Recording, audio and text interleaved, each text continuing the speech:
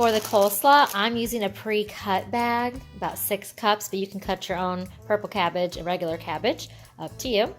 I poured the coleslaw mixture into my bowl.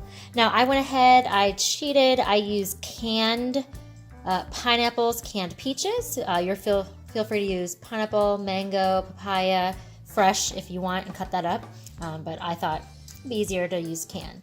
So you can kind of use at your discretion. Make sure you drain it first, but I'm going to add in about half of these to the coleslaw mixture. So I'm going to mix in the fruit. So give it a good mix. Again, up to you the amount you want to put in there. You can kind of see what's proportionate.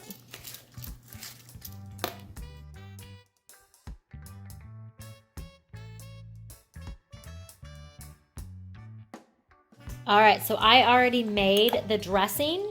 So in a mixing cup, you're gonna mix all the ingredients. So I've listed them here on the screen. So you can make the dressing the day of. I made mine the night before, so it can kind of marinate together. So you're gonna put all those ingredients in here. Sounds weird, but yes, you will put the chopped jalapeno in there. So you can see my little jalapeno pieces. And you'll put that minced garlic in there as well. So once you have that dressing, again, whether you make it same day or the day before, make sure you give it a nice big whisk or stir. And then you're just going to add it to your coleslaw.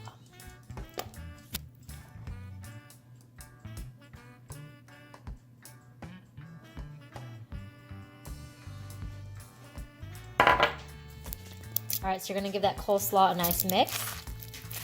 Now again, depends on if you like crunchy coleslaw or a little bit more soaked.